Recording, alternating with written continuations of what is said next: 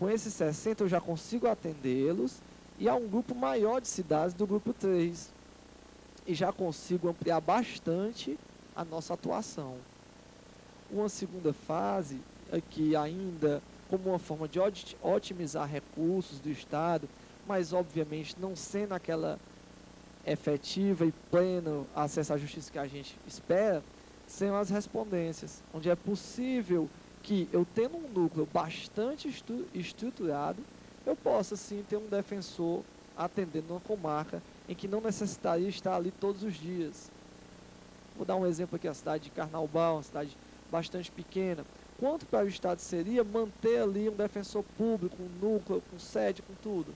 Então é muito possível que eu tenha um núcleo estruturado, com bons profissionais, com um quadro de apoio, com transporte, com tudo, em São Benedito, e possa ter defensores atuando em Carnaubal. Então seria uma segunda fase apenas. A partir desse estudo, hoje é preciso eu dizer quanto é um gasto médio para equipar um núcleo da Defensoria Pública. O gasto médio para implementar esse núcleo, acreditem, é apenas R$ 71 mil para o Estado do Ceará. Eu instalo um núcleo da Defensoria Pública com esse recurso. E todos os núcleos que seriam necessários. E o que é o núcleo? O núcleo seria aquela sede da Defensoria Pública anexa ao fórum. Aquele ambiente onde eu pudesse, por exemplo, ter salas individuais, eu pudesse ter o atendimento interdisciplinar, porque é muito importante que aqui se ressalte que a Defensoria Pública, na sua lei nacional, ela determina que está entre suas funções também essa atuação interdisciplinar. O acesso à justiça se dá muitas vezes, primeiro, pelo assistente social, pelo psicólogo. Imagina como se chega a mulher vítima de violência aos nossos núcleos. Então é preciso ter esse corpo todo de apoio. E esses núcleos são pensados assim, para esse atendimento com qualidade. O acesso à justiça se começa aí, pelo acolhimento ao cidadão. E a implantação de 14 desses núcleos nos custaria a implantação apenas 570 mil. Eu digo apenas porque sabendo que o nosso orçamento do Estado é superior a 20 bilhões. Então, que representaria 0,00002% do orçamento do Estado. Isso tudo para se concretizar direitos, ou seja, a finalidade do Estado. O custo médio de manutenção de um desses núcleos, que nós temos também, é de R$ 12.500 ao mês e 150 mil ao ano. Então veja, senhores presentes e senhoras, nós não estamos falando de um alto custo, um alto investimento, como por exemplo é exigível no serviço de saúde. Aqui no acesso à justiça é possível, com bem menos recursos, nós otimizarmos o atendimento à população. Os demais grupos, G3 e G4, que são de cidades menores, a implantação é praticamente irrisória aos olhos do Estado. É R$ 3.600. Tudo isso aqui, nós podemos concluir que, com novos núcleos e unidades, toda a equipagem de mais de 70% dos nossos núcleos é possível ser feito com apenas R$ 2 milhões. E a manutenção deles, de todos esses núcleos, gera apenas R$ 230 mil ao mês. Com novos defensores públicos, a um custo de 20 milhões. Como eu digo, isso representa menos de 0,0001 de todo o orçamento do Estado, que temos também um custo com respondência. Então, apresentado esse plano, eu concluo, queria agradecer mais uma vez, colocar à disposição para qualquer dúvida e reafirmar esse compromisso atual da Defensoria Pública do Estado em transformar esse plano não apenas num plano da instituição, mas um plano da população, da sociedade civil, dessa Casa Legislativa, que possa ser difundido, possa ser aprimorado. Esse plano, diga-se, já foi apresentado no Colégio Nacional de Defensores Públicos Gerais, o CONDEG, e já vai ser, digamos, no bom sentido, copiado, graças a Deus, por outras instituições, outras defensorias públicas do país, que também agora passam a se planejar para dar cumprimento à emenda 80. Então, agradeço a atenção de todos e aqui concluo minha participação. Obrigado.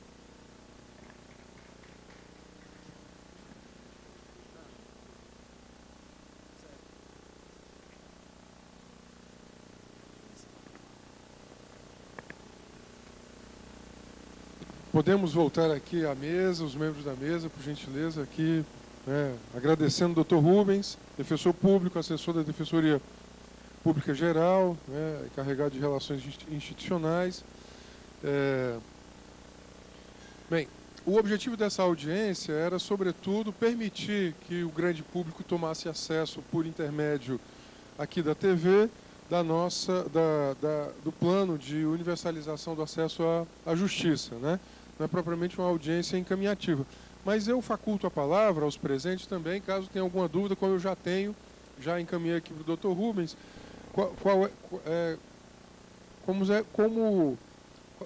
em que conceitos, né, se enquadram esses 4 grupos, né? Porque G1, G2, G3 seria a primeira fase, G4 a segunda fase. Mas eu queria, antes de devolver a palavra ao Dr. Rubens, também facultar a palavra aqui aos membros da mesa, aos demais presentes, né?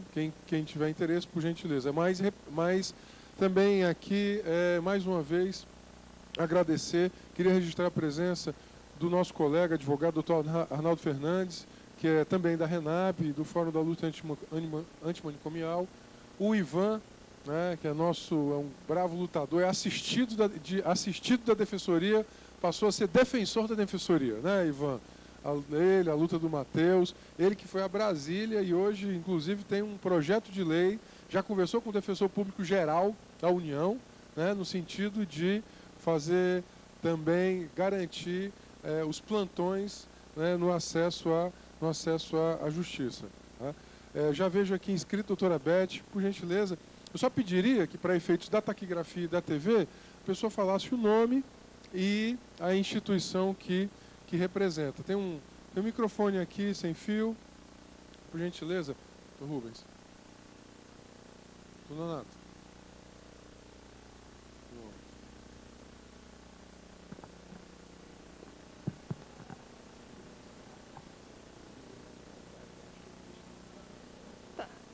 Meu nome é Elizabeth Chagas, eu sou defensora pública do Núcleo de Enfrentamento à Violência contra a Mulher, no DEM.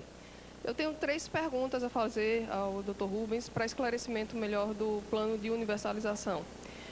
A primeira pergunta é com relação a quanto tempo, né, para ser efetivado o plano, quanto em tempo e valores a ser gasto com o plano, né, e também a forma de implementação.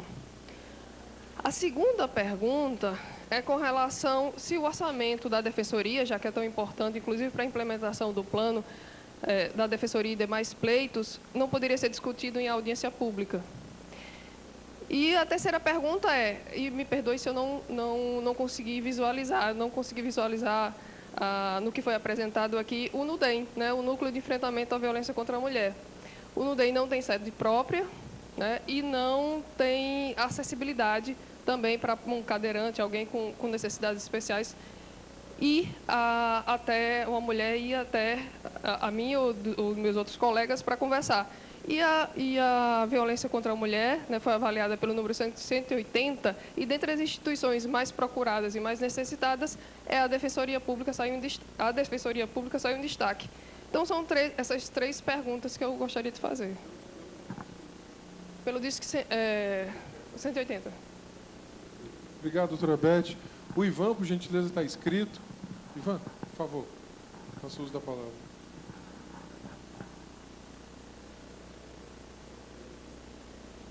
Ivan, só para a TV e para a taquigrafia, o seu nome. Né?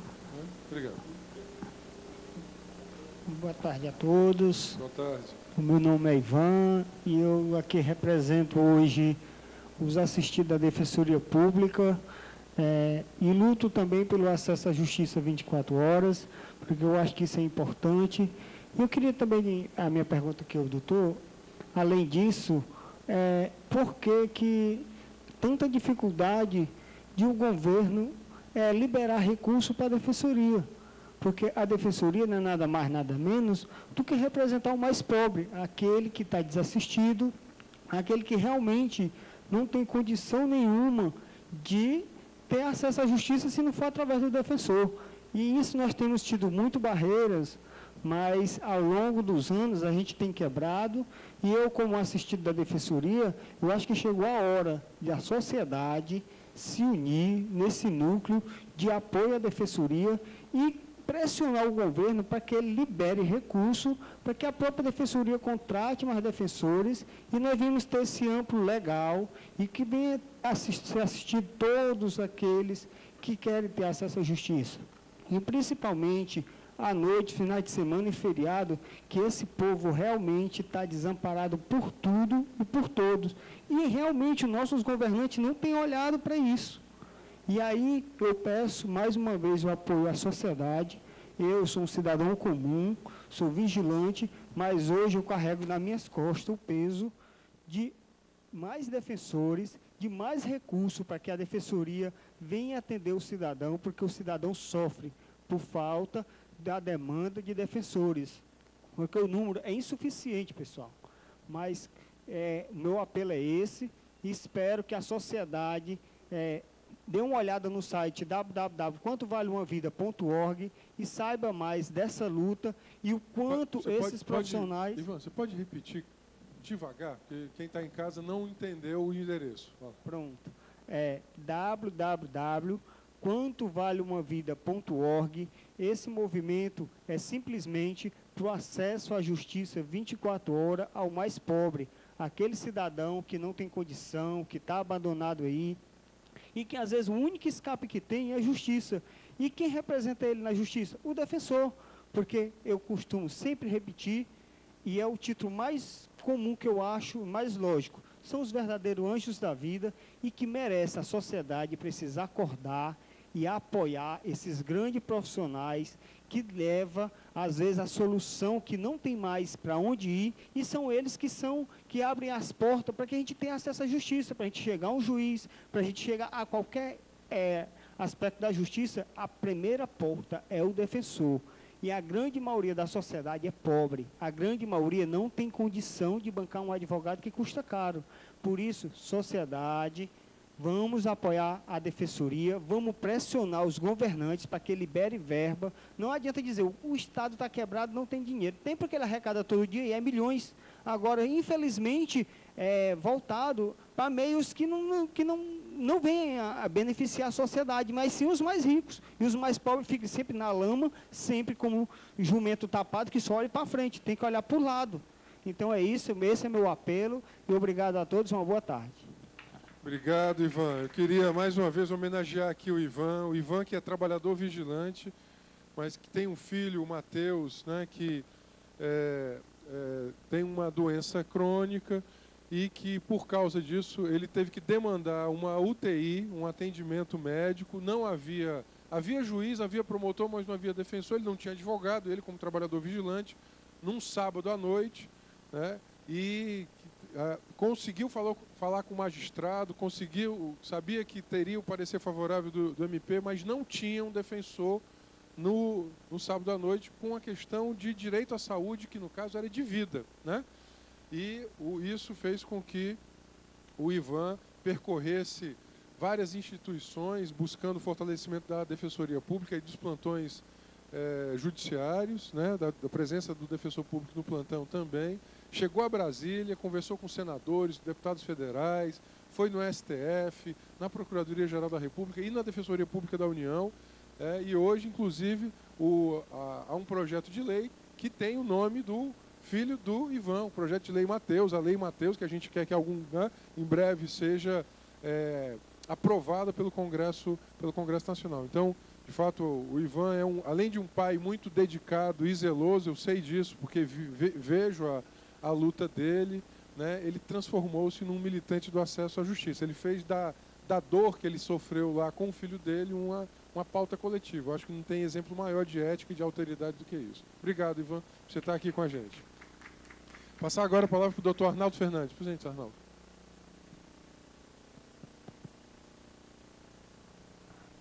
Boa tarde a todos e a todas aqui presentes. Meu nome é Arnaldo Fernandes, como já foi dito, sou advogado, membro da RENAP e sou militante social.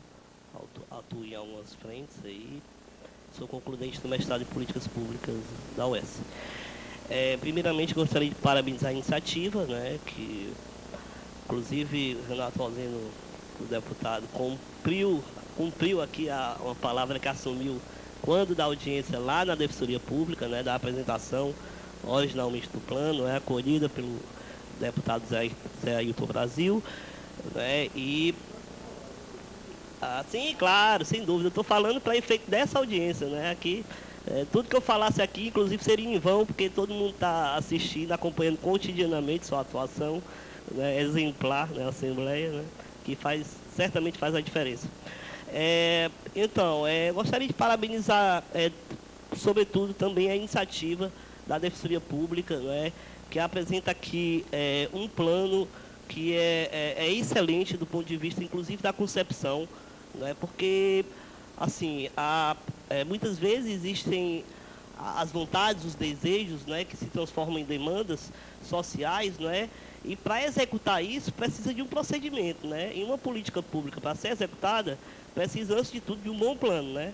Então, pelo que se observa, né, é um plano cuidadoso, inclusive bastante detalhista, né, mas aqui eu queria mencionar um aspecto que foi colocado também pela doutora Sandra, né, que é a questão da carência objetiva de recursos, né, porque, sem dúvida, é fundamental um bom plano, mas se não tiver recurso, né, esse plano, né, exatamente, a expectativa pode se transformar em frustração, inclusive, né, e certamente nós não desejamos isso, inclusive, como aqui bem colocou o Ivan, né, nós queremos que, de fato, as coisas aconteçam, né, então, a audiência pública na Assembleia, eu penso que também tem essa finalidade, né, esse diferencial de estar conclamando aos deputados estaduais para que vejam essa questão da aplicação, da previsão orçamentária suficiente, né, no âmbito do orçamento, tanto do plano plurianual que está sendo discutido, né, ainda, né, como também do orçamento anual correspondente, né, ano a ano, não só do ponto de vista da previsão, mas sobretudo também da execução orçamentária, por certo, o deputado Renato terá atenção com isso, né.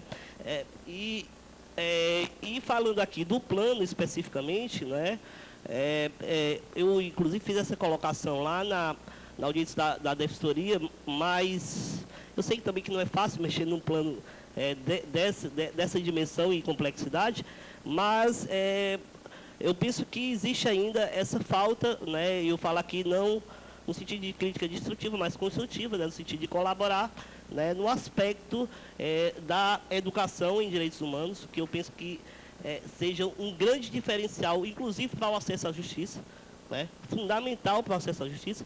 Por quê? Porque as pessoas precisam primeiro conhecer, saber os direitos que têm, saber como é que funcionam os órgãos, para que serve o Ministério Público, para que serve a Defensoria Pública, até para se sentir, né, à vontade, né, para procurar. Né? Então, muitas vezes as pessoas não recorrem aos órgãos do sistema de justiça, às vezes porque não conhecem os órgãos, não sabem o seu funcionamento e não sabem nem que tem o direito. Né? Então, é importante que as pessoas, né, sejam dotadas desse instrumental, né, informativo.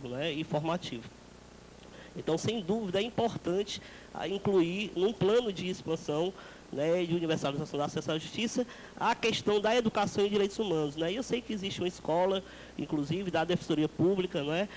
Tem aí também a estrutura de comunicação, que pode fazer uma parceria nesse sentido, né? E, fundamental também, associada a isso, também a ouvidoria da Defensoria Pública. Né? A Ana Virgínia fez um excelente trabalho, né? Está concluindo o seu segundo mandato. Né? Fica aí o desafio para quem vier, mas é imprescindível também que esse plano contemple a expansão da ouvidoria também da Defensoria Pública, né? Porque a Defensoria Pública será expandida o quanto mais para os diversos municípios do Estado, mas aí o cidadão, às vezes a pessoa, o homem, a mulher, cidadã, tem dificuldade, às vezes, de saber, de chegar ao defensor, ele é muito ocupado, tem muitas audiências e tudo, então ele procura primeiramente quem? A ouvidoria, né, como sendo, né, o meio ali, o meio campo, né, onde ele vai encontrar informações básicas, né? Inclusive nesse sentido de estar repassando informações, né? O material informativo sobre o que é a Defensoria Pública, quais são os núcleos, quais os direitos que a pessoa tem, né? E está aí incrementando, né? Aperfeiçoando, né? Qualificando esse trabalho tão importante, uma função essencial que é o trabalho da Defensoria Pública, né? E por fim, né, aqui reafirmar, né, até que foi mencionado pelo Miguel e pelo colega Miguel e por outras pessoas, a questão também de que é importante ter a percepção que o acesso à justiça, evidentemente, não se confunde com o acesso ao judiciário, né? O acesso ao judiciário é apenas um ponto, né, na perspectiva do acesso à justiça, né? Então, mesmo por isso, é importante que o plano de universalização do acesso à justiça da Defensoria Pública contemple a educação para os direitos humanos, né, e a expansão da ouvidoria como meio, né, de melhor efetivar esse intento do acesso à justiça. Obrigado. Obrigado, doutor Arnaldo. Vamos ouvir agora o doutor Epaminondas, também defensor público. Por gentileza, doutor Epaminondas. Boa tarde a todos. Cumprimentar o deputado Renato Roseno, a presidente da associação, a doutora Sandra, o colega Rubens, também o colega Fonteles, defensor público, todos que estão aqui hoje e também quem estiver nos assistindo. E realmente um plano muito bem feito foi apresentado aqui, mas nós ficamos, sinceramente, no instante que sonhamos, não é? No instante também que nós voltamos para o passado e vemos que já ocupamos muitas dessas comarcas em várias oportunidades, tá certo? Em 2002, quando nós entramos, aí a capital vai sugando, muitos defensores vão saindo em busca de outras carreiras que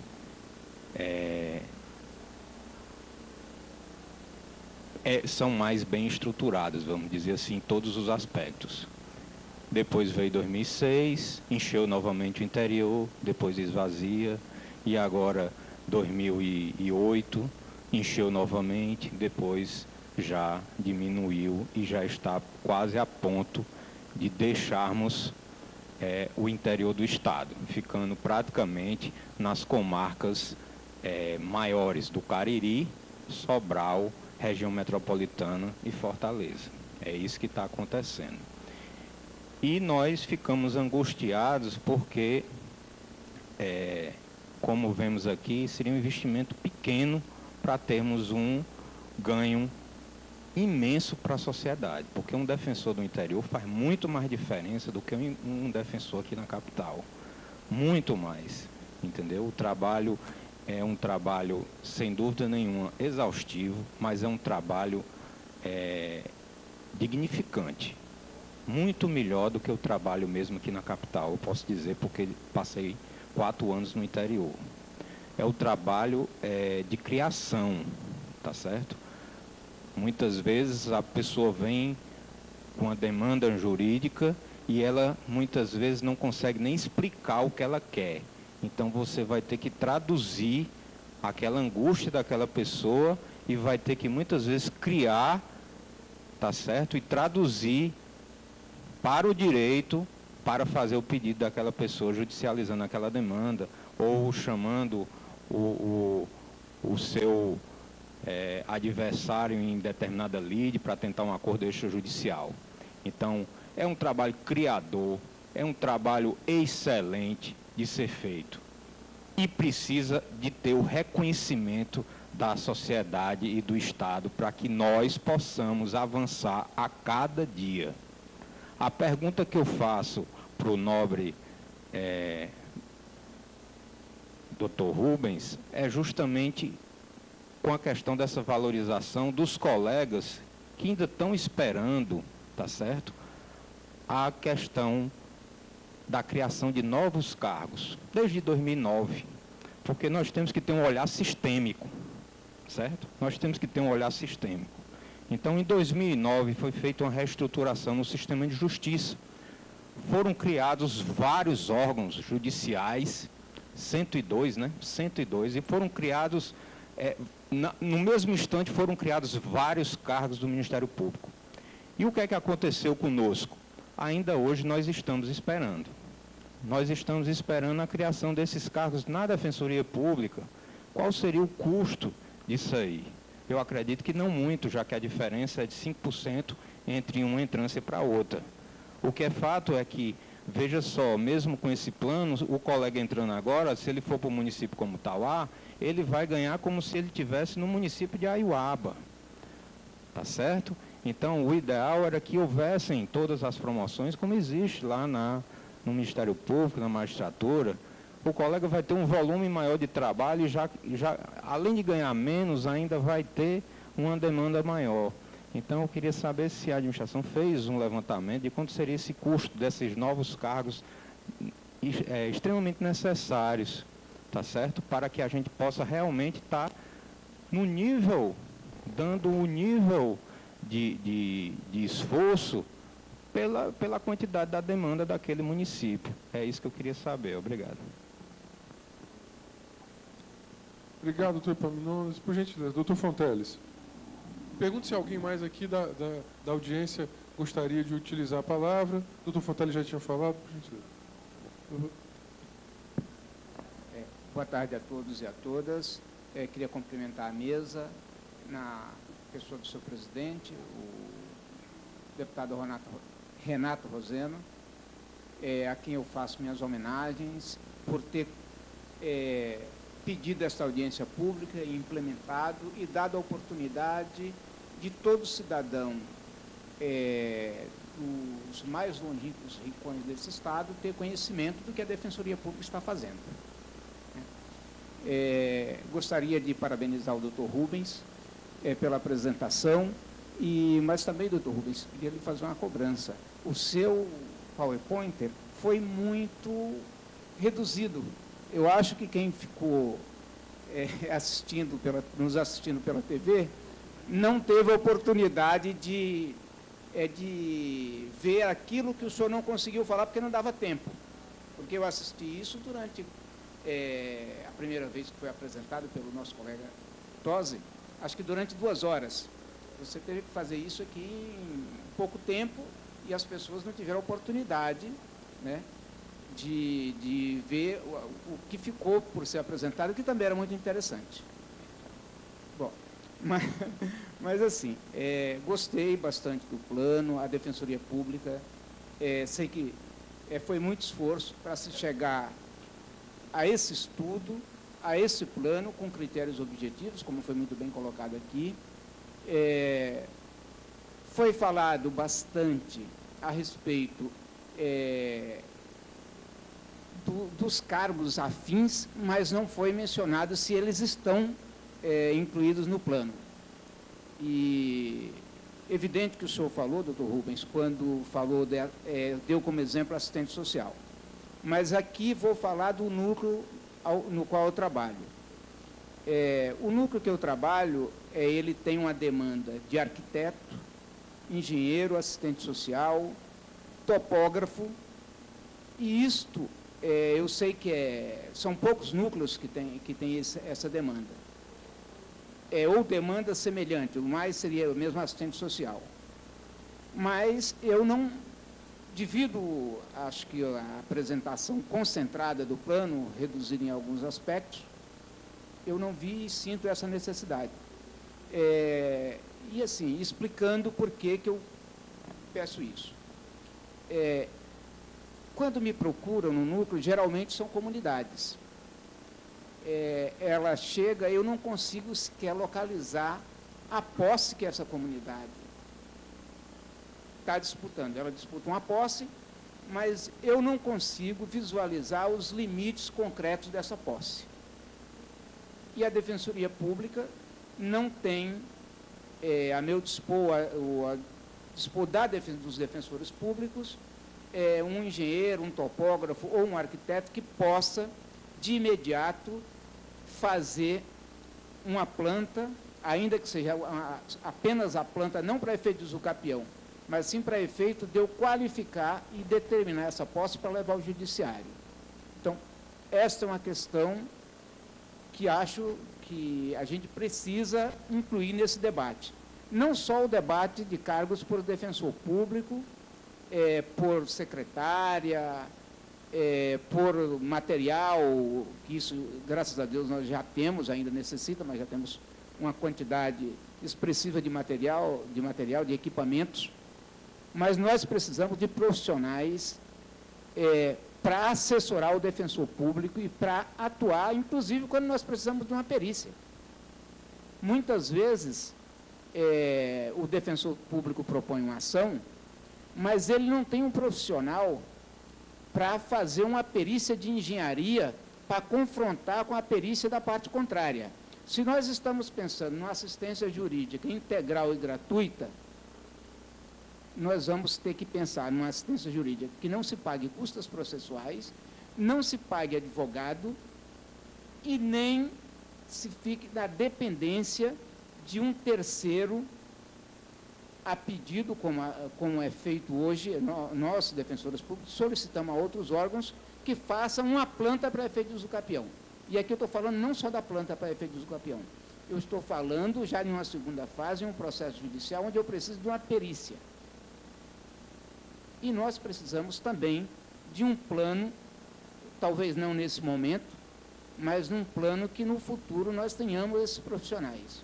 Porque é a partir disso que nós teremos uma assistência jurídica integral e gratuita. Sem isso, eu reconheço que ela é falha.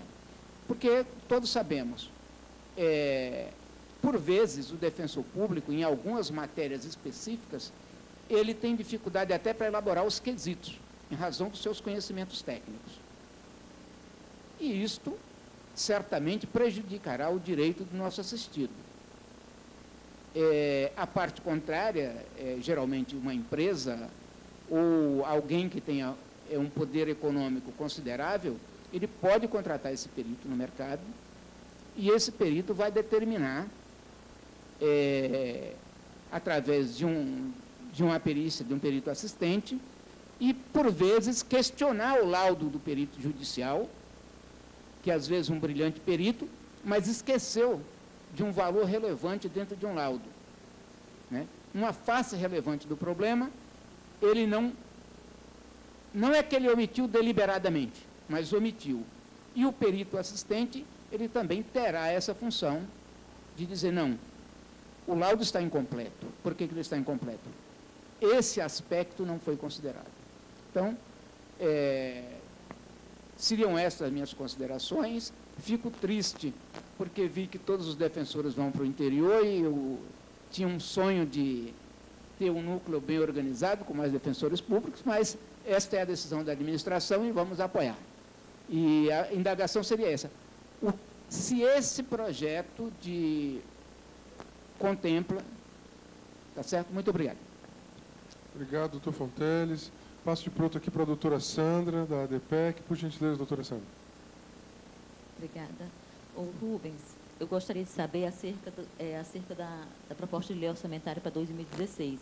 Se ela já está sendo elaborada, como ela está sendo elaborada, como ela tem que ser apresentada até o dia 31 de agosto. Agora, gostaria de saber o que seria possível executar no exercício de 2016, com base na proposta orçamentária, que vai ser provavelmente aprovada de acordo com o envio da instituição, e com base nesse orçamento previsto, o que poderia ser executado do plano.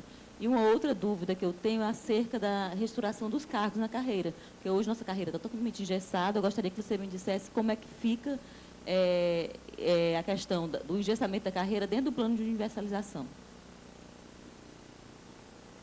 Obrigado. Perguntaria se há mais alguém que gostaria de fazer uso da palavra. Miguel? Antes daí a gente passa para o doutor Rubens, ele responde a todos os temas. Então, não tenho mais nenhuma intervenção para fazer, mas só agradecer o convite de ter estado aqui, agradecer os esclarecimentos do Dr. Rubens, das intervenções, É isso, boa tarde. Rubens, por favor, se puder responder todos os temas aqui colocados, né? Tá bem. E, obviamente, eu queria também colocar esse a questão as questões orçamentárias. Certo. Eu sei que não são objeto do plano, mas se pudessem também ser tocadas. Claro. O plano plurianual vai ser aprovado esse ano ainda nessa casa, era importante a gente ter um diálogo sobre isso. Ótimo. Primeiro que agradecer a presença sempre constante, a luta do senhor Ivan, tantos outros, o Arnaldo sempre presente, o doutor Arnaldo. O senhor Ivan, que como o deputado Renato Rosendo falou, temos acompanhado a luta dele no Congresso para que a Defensoria Pública tenha plantão, como as outras instituições têm, né? Então, para isso é preciso dotar essa instituição de estrutura para que se garanta direitos, porque a violação de direitos não tem hora para ocorrer, né? Então, é preciso que nós também atuemos nesse sentido. Eu vou passar aqui as respostas, perguntas muito pertinentes e que, sem dúvida, contribuirão para o plano. Em relação à pergunta da doutora Elizabeth, a colega, quanto à implementação do plano, né, o prazo de implementação. O prazo de implementação depende bastante da questão orçamentária. Na verdade, o que se foi possível com o plano foi quantificar essa demanda. Se antes nós não saberíamos dizer quanto seria necessário para a criação de determinada quantidade de núcleo, hoje nós podemos dizer exatamente, para a estruturação de X núcleos, eu necessito de X reais. Então, o tempo de implantação passa muito pela questão política, a questão orçamentária com as outras instituições que compõem esse processo. E, obviamente, que nós teremos total interesse em adiantarmos e implementarmos isso já nos próximos anos. Se for possível que em 2016 demos um enorme avanço, vamos dar. Então, hoje não é possível, com esse plano, nós termos dimensionado o real quantitativo de valor para essa implantação. O tempo depende, obviamente, dos recursos que vão ser destinados à instituição para cumprir esse plano. A questão de debater o plano na audiência pública, né? Nós tivemos na própria sede da Defensoria Pública, inclusive com a presença do deputado Renato, a doutora Sandra e tantos outros que aqui estão presentes, nós tivemos essa audiência pública aberta à população, aos movimentos sociais, aos colegas defensores, e que já dali, agora no dia 22 de maio, nós realizamos, já tivemos ideias substanciais de melhoria desse plano, que eu disse que é uma ideia inicial, né, que nós estamos aprimorando. Como, por exemplo, a questão aqui, já passo para responder, levantada pelo doutor Arnaldo, que ele também falou lá, representante da RENAP, sobre a necessidade de nós incluirmos nesse acesso à justiça a educação em direitos. Então, como nós vamos fazer para que, contendo nesse plano, os custos de educação em direitos aos líderes comunitários, à população mais distante, né? A criação, por exemplo, da figura de defensores populares, esse tem no Rio Grande do Sul? Houve uma experiência a partir da Temes de promotoras legais populares. Exato. E algumas defensorias, inspirados, né, por essa iniciativa, qual seja, de fortalecer líderes comunitários, populares, em especial mulheres, na autogestão de direitos, na autodefesa de direitos. Então, por exemplo, a EDEP de São Paulo, a Escola da Defensoria Pública de São Paulo, faz repetidamente escolas de formação de defensores populares em direitos da infância, em direitos da mulher. Então, assim, é uma tentativa, me parece bem interessante, de fortalecer lideranças sociais para compreender tanto o arcabouço jurídico, né, como também as motivações das violações de direitos. Isso. E essa foi uma das ideias, né, deputado, que foi colocada nessa audiência pública lá na sede da Defensoria e que foi subscrita, foi tida como encaminhamento pelos presentes, pelos movimentos populares e que está até pendente de publicação para a nossa ouvidora externa, sedimentou todas essas propostas que nós vamos agregar ao nosso plano.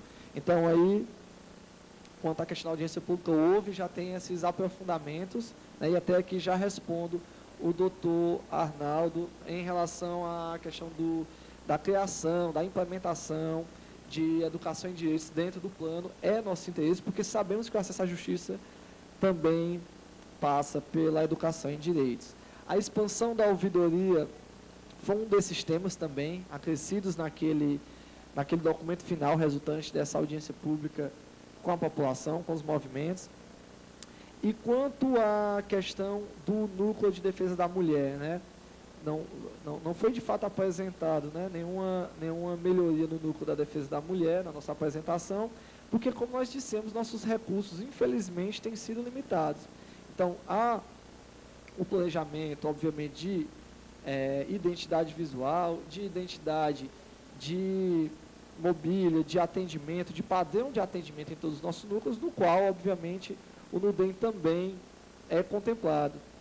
Apesar de ainda não ter sido, como outros núcleos nossos, não ter sido possível essa reforma. Para se ter ideia, nosso investimento no ano passado, nosso orçamento em investimento era de 1,5 milhão, que já é um valor irrisório. Nós temos uma obra para concluir em Sobral, né, nessa nossa sede, e ele foi reduzido para 1/3 disso. R$500 mil é todo o investimento que a Defensoria teve aprovado na sua lei orçamentária para o ano de 2015. Então, vê-se a dificuldade de nós implementarmos essas reformas, todo o investimento. Então, nós vamos, por exemplo, nós estamos buscando outras fontes de recursos, como a doutora Sandra acaba de lembrar aqui, o BNDES. Nós estamos concretizando um empréstimo para o Estado de 14 milhões, que vai ser fundamental para a reforma de outros núcleos, para implantação de outras melhorias, né, nos nossos órgãos. Quanto ao questionamento do senhor Ivan, né, sobre em que residiria a dificuldade na liberação de recursos, né? Muito importante realmente, talvez, senhor Ivan e os que nos acompanham, essa dificuldade se dê muitas vezes por conta da dificuldade de quantificar esses valores. Antes, quanto seria possível antes? É 100 milhões para a Defensoria? É 200? É 300 milhões, como tem o MP? 3 vezes mais do que a da Defensoria?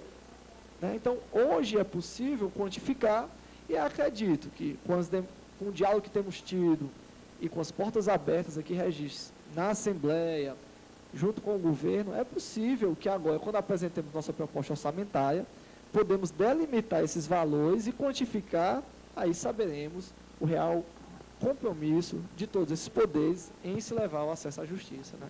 Então, a dificuldade de liberação desse recurso, talvez muitas vezes, aqui é só uma opinião mesmo, talvez se tenda a dificuldade de nunca se ter quantificado exatamente. E pelas dificuldades que sempre são postas em relação ao serviço voltado para a população, que é uma luta constante, né, tanto da nossa instituição quanto da população para a efetivação. Quanto à pergunta do Dr. Fonteles, uma pergunta muito